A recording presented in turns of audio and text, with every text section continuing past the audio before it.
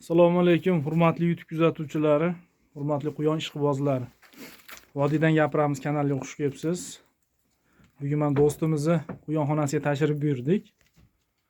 Bu yerda qanaqa quyonlar boqilyapti, qay tartibda boqilyapti, qisqacha, xudo xolasa manfaatli video qilib beramiz degan umiddaman. Do'stim, qani ma'lumotlarni bering, bu yerda qanaqa quyonlar boqilyapti, qaysi tartibda boqilyapti, necha xil zot bor? Quyonchilikni boshlaganlar qaysi quyondan boshlagan ma'qul, shularni ham qisqacha bir tanishtirib o'tsak. Assalomu alaykum. Biz quyonni boqishni boshlashda jaydar quyondan boshlashni maslahat bergan bo'lardik. Biz o'zimiz ham mutaxassis bo'lib ketmadik. Endi ozgina o'zimiz tajribamizga tayanadigan bo'lsak, jaydar quyondan boshlagan ma'qulroq. Birinchidan arzonroq narxda sotib olasiz. Ikkinchidan immunitet kuchliroq bo'ladi naslli quyonlarga nisbatan. Men o'zim ham jaydar quyondan boshlab, mana hozirda bir nechta zotlardan zotli quyonlarni boqyapmiz. Qisqacha tanishtirsak, bu qanaqa? Tepadan boshlayman. Mana bu yerda bundan boshlaymiz. Baran deydi, mana quloqlari pastga qarab turadi. O'zi mana bu hozir samets erkak quyon. Qorasi, boshqa ranglari ham bo'ladi buni. Hozir quyonlar o'zi tabiiy g'ajiydigan nimasi bor. Bo'ldi, bunday olib, mana bizga qaratib qo'ysangiz ham bo'laveradi. Ekran yaxshi ko'rma. Alohida boshqa quyonlardan mana ajralib turadigan jihat mana quloqlari pastga qarab turadi. Buni o'zi ham alohida quyonga bir chiroy beradi. Shuning uchun bu baran, qo'y quyon, baran deb qo'yiladi. Mana tumshuqlari kalta. Veslari joyida. Bu quyonni boshqa quyonlardan yaxshi, yomon, plus minuslari alohida dars bo'lib ketadi. Shuning uchun biz faqat o'zi zotni o'zi haqida gapirib, biz ikkita parametrlarni aytdik. Veslari 10 kilogacha bo'ladi. Toza nasllilarini bizda hozir bu 4 kilo atrofidagi quyon. Buni ikkinchi quyonga o'tsak bo'laveradi. Bu yerda hozir mana kaliforniyskiy. Bu hozir qoshi yo'g'i, qoshlisi bo'ladi. Yaxshiroq bo'ladi. Hozir undan yo'q. Avval boqqanmiz. Bu quyonning yaxshi tarafi immuniteti kuchli, sovuqqa chidamli quyon hisoblanadi. Bolaga ham mehribon ona. Issiq payti buni pigmentlari o'chadi. O'sha burni, quloq, oyoq, dumlardagi qora bo'ladi. O'zi bu quyonni shu o'chadi. Sovuq qiralashib, sekin qaytib boradi. Hozir burnlardagi qoralar deyarli yo'q bo'lib ketdi o'zi. Sekin mana qaytib boryapti. O'sha siz hozir mart oyiga chiqqaningizda buni quloqlari o'sha qop-qora bo'lib qolgan bo'ladi, tumshuqlari. Shu yaxshi tarafi bu quyonni immunitet kuchli, sovuqqa chidamli. Boqishda shu quyonni ham maslahat beraman. Juda yaxshi quyon, men o'zim yaxshi ko'raman. Bolaga ham yaxshi qaraydi. Kasalliklarga ham chidamli. Kasalliklarga chidamli xudo xolasa. Keyin tirik vazniga 60% gacha go'sht beradi bu quyon.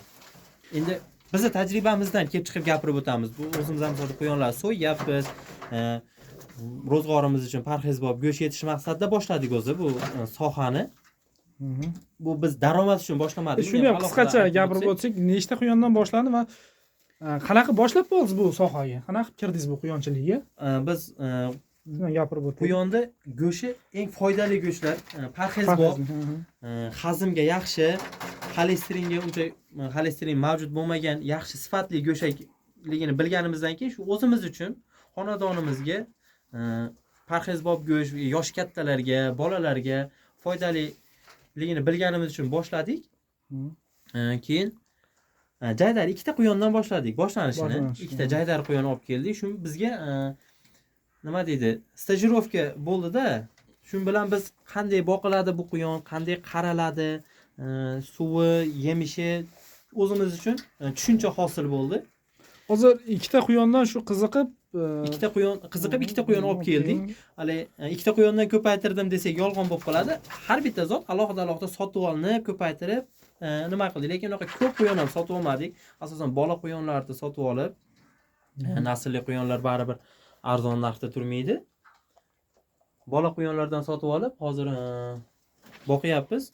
Bu yoqdan bolalarni ham ko'rishing. Bular hozir gibrid quyonlar. Ikki xil zotdan olyapmiz. Hozir unaqa erkak quyonlar bilan urg'ochi quyonlar bir-biriga juftlamadik. Misol uchun mana kaliforniyskiy ham bitta urg'ochini o'zi, pastda mana gollandskiy panda turibdi. Bu panda ham hozir bitta urg'ochini o'zi. Boshqa quyonlarda qo'shib nasl olib turibmiz. Endi zotni buni ana shuning uchun sotuvga chiqarganimiz yo'q. Aha. Gibrid endi bular. Haqiqiy o'zini zotidagi ko'tarib ko'rsangiz bo'ladi. Eshigini ochib hozir dam olyapti mana. Bo'l, bezovta qilmay qo'yaveraylik, mana shu turishlari. Yem qashaylarni shu oldiga tashlab qo'yamiz. Shu o'zimiz oddiy o'tlar quritib qo'yilgan. Quyonga iloji boricha hol narsa bermaslik maslahat beramiz. Kimlardir men beraman, hech narsa qilmaydi deyishi mumkin. Endi hammada har xil. Biz o'zimizni tajribamizdan kelib chiqib gapiramiz buni. Tushunarli. Bu zotga keladigan bo'lsak, dekorativ chiroyli quyon, ko'rinishlari yoqimli, tumshuqlari, quloqlari kalta bo'ladi. Bu hozir yaxshisi. Akralari ham, chiziqlari ham hammasi to'g'ri, maska, sharif, naskilari hammasi chiroyli kelib bergan. Bu panda deb nomlanishi ham shu o'zimizda panda ayiq deymizmi? Nima shunga o'xshagan uchun panda deyiladi. Bu quyonni kelib chiqishga keladigan bo'lsak, Angliyada nima qilingan? Chatishtiruv usuli bilan bu quyon zoti yaratilgandan keyin Angliyada boshlanib, keyin Gollandiyada bu zotni yana ham takomillashtirishgan. Shundan keyin Golland panda bo'lib dunyoga tarqagan. Tanilgan. Aha. Bo'ldi, tushunarli. Bu yerda qanaqa quyonlar bor endi do'stim? Bu yerda ham ozgina. Bu katta quyonga o'xshayapti. Bu velikanlar sinfiga kiradigan quyonimiz. Mana bu yerda bu bola ham katta qilyapti. Bu bolalaganmi bu? Bu bolalagan, hozir bo'ldi. bolalar ko'rinyapti ham. Ko'rinyapti. Quyon o'zi bolalaganda o'zini yunglarini yulib, bolalarini o'rab qo'yadi. Nemetskiy pyostri velikan deb qo'yadi. Strakacham deyiladi bu quyon. Bu adnotonisi. Pyostrisining chiziqlari bo'ladi. Bu quyonimizning vazni hozir 6 kilogramm. Go'sht berish foizi 54-55% atrofida bo'ladi bu quyonni. Buni nasl olishda pyostrisiga adnotonis qo'shiladi. Shunda sizga haqiqiy strakach zotlar kelib chiqadi. Pyostri bilan pyostrida, adnotonidan bola olinmaydi. Shunaqa kaprizniroq tomonlari ham bor bu quyonni. Bu ancha katta quyon ekan bu. Hozir bola katta Besini qancha dedingiz? 6 kilo 6 kilo. Bola boqayotgan holati 6 kilo. Bu tepada qanaqa quyonimiz bor endi? Burgunskiy krolik. Zo'r quyonlardan, yaxshi quyonlardan. Go'sht yo'nalishida quyon boqaman degan odamga biz mana shu Burgunskiy bilan Kaliforniyskiyni maslahat beramiz. Burgunskiy go'sht berish, tirik vazniga foiz berish bo'yicha birinchi o'rinda turadi dunyoda. 71% gacha. Tirik vazniga nisbatan 71% gacha sof go'sht beradi. Misol keltirib o'tadigan bo'lsak, jaydar siz 3 kilolik quyondan siz 1,5 kilo go'sht oladigan bo'lsangiz, Burgunskiydan siz 2 kilo go'sht olasiz. Shu tomoni sizga plus. Tushunarli. Terisini ham ishlatish mumkin. Oliy teri bo'lmaydi bu. Ikkinchi navli terini beradi. Hozir o'zimizda Farg'onada akamiz o'zi telpak qilib, mana shu Burgunskiy quyondan ham telpak qilyapti. Shuni terisidan ham. Telpak qilsa ham bo'ladi. Shu zotdan, tepada bu qaysi endi? Bu qanaqa quyon? Rex deyiladi. Rex tricolor. Rex o'zi 30 xildan ortiq ranglari borligi bizga ma'lum. Biz hozircha 2 xil zotini boqib ko'rdik. Rex tricolor bilan Rex dalmatin.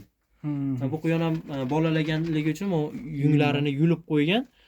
O'zini tabiiyligi holatda qaraydigan bu rosa chiroyli quyon. Bu terisidan eng oliy navli terini mana shu Rexlar beradi. Rossiyada eshitishimiz bo'yicha bitta quyon terisi $50 boshlab sotilar ekan, mana shu Rexlarning terisi. Oliy navli terini beradi. Vazniga keladigan bo'lsa, bu quyonni 2,5-4,5 kilo deb beradi Vistupkada. Bizda hozir bu quyon 3,5-4 kilo atrofida. Tepadagi quyonimiz shu Burgunskiyni sametsi, erkak quyon. Tepada turibdi. Bu quyonlarda vazni 6 kilogrammgacha bo'lishi bizga ma'lum. Bizda hozir bu quyon 4 kilo vaznga ega. Tushunarli. Xo'sh. Hozir quyonxonamizda mana shu asosan shu zotdagi quyonlar boqilyapti. 6 xil zot bo'ladimi shunda? Bu yerda 6 xil zotdagi quyon boqyapmiz. Tepada baranni ko'rsatib o'tdik, shu bilan 6 xil zotdagi quyonlar bor bu yerda. Yangi boqishni boshlagan shu aytganimizdek jaydar quyondan tavsiya beramiz. Tavsiya qilamiz. Keyinchalik agar go'sht yo'nalishida quyon boqolmasdan mana shu kaliforniyskiy zot bilan mana shu burgunskiy zotni maslahat beramiz. Bu quyonimiz dekorativniy hisoblanadi panda. Bundan tashqari zot juda ham ko'p quyonlarda. Bizda hozircha shular. Endi quyonxonamizni yana ham kengaytirish maqsadidamiz inshaalloh. Xudo xohlasa yana ham kengaytirib, yangi zotlarni olib kelgan bo'lsak, yana yangi video obzorlar qilib berishimiz mumkin bo'ladi. Bu yerda bolalar shekliga shularda. Ha, shu bola quyonlarimiz. Bu quyonlar hozir gibrid bo'lib chiqqan. Buni zotdagi deb bo'lmaydi. Bu yerda mana shu haqiqiy burgunskiy mana. Tumshuqlari kalta, bu quloqlari ham kichkina ekan. Quloqlari kalta bo'ladi. Burgunskiyning sifati. Qolgan quyonlarimiz gibrid bo'lib chiqqan quyonlar. Necha oylik endi bu quyonlar hozir? Bu burgunskiy sal kichikroq. Qolgan oq, qora, sariq quyonlar qolganlari 3 oylik, 2 oylik quyonlar. Vaznlari 1,5 kilogramm atrofida. Tushunarli. Sizga ham katta rahmat do'stim. Shunchalik tushuntirib berdingiz. Keyingi videolarda inshaalloh quyonlarda boqishda nimalarga e'tibor berish, bunisini ham xudo xohlasa kasalliklarga alohida bir video tayyorlab chiqarsak videomiz cho'zilib ketyapti. Haqiqatda bitta ulardan nimalarga e'tibor beriladi, nimalar yeyiladi, shu haqida ham bitta xudo xohlasa chiroyli qilib video tayyorlab beramiz.